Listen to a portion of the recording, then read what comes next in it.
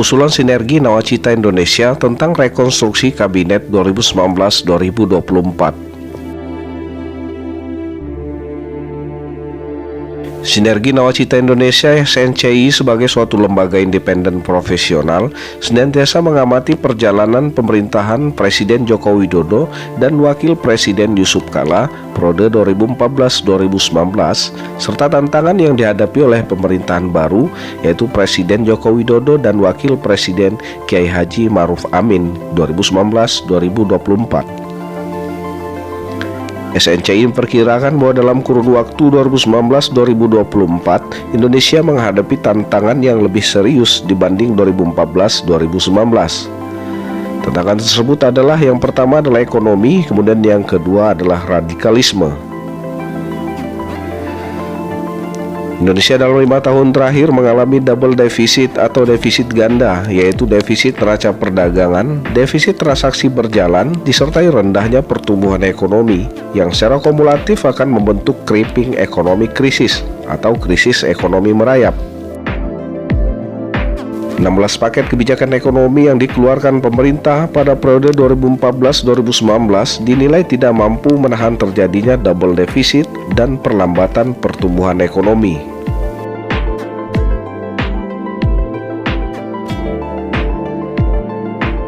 Berikut adalah wawancara eksklusif Android TV Bengkulu kepada Dewan Pakar Kelembagaan Nawacita Indonesia Debel Effendi sebagai tim perumus rekonstruksi Kabinet Presiden Joko Widodo Kiai Haji Ma'ruf Amin 2019-2024.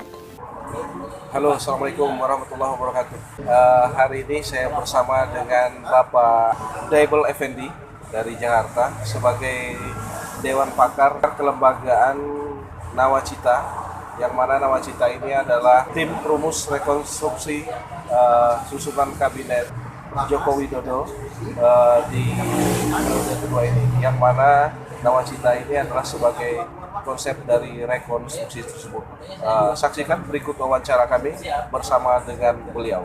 Nama saya Debel Effendi.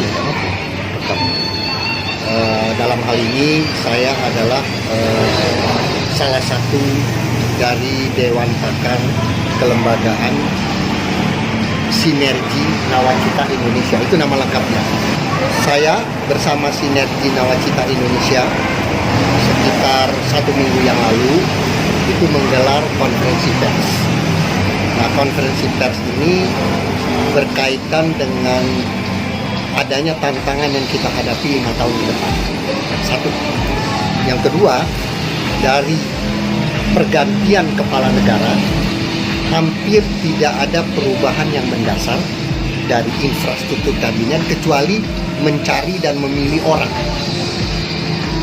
Sementara tantangan yang kita hadapi 5 tahun ke depan itu semakin rumit. Contoh, bulan April kemarin kita rekor defisit neraca perdagangan kita tertinggi sepanjang sejarah Republik. Kita mengalami defisit neraca perdagangan di bulan April itu mencapai 3 miliar. Artinya impor 15 miliar dolar, sementara ekspor kita hanya 12 miliar. Nah, defisit neraca perdagangan ini kemudian memicu defisit transaksi berjalan. Nah, defisit transaksi berjalan sudah lampu merah. Kalau istilah zaman Pak Harto dulu ini sudah lampu merah. Karena sudah 3,4%. Nah, itu tantangan yang pertama. Kemudian tantangan yang kedua itu di bidang ekonomi.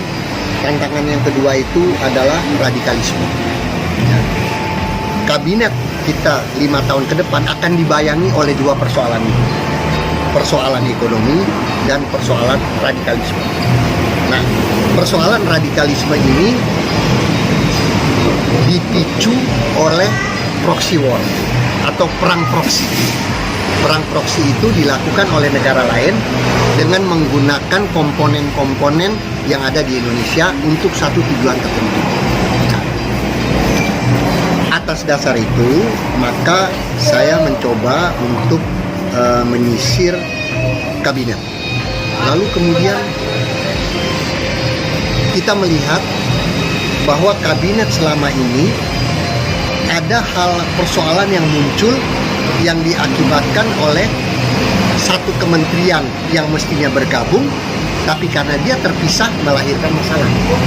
Contoh, kita sering dengar yang namanya pengangguran intelektual. Rata-rata setiap tahun kita melahirkan 4-5 juta sarjana baru. Sementara mereka tidak siap memasuki lapangan kerja. Nah, itu kenapa sampai kejadian itu? Karena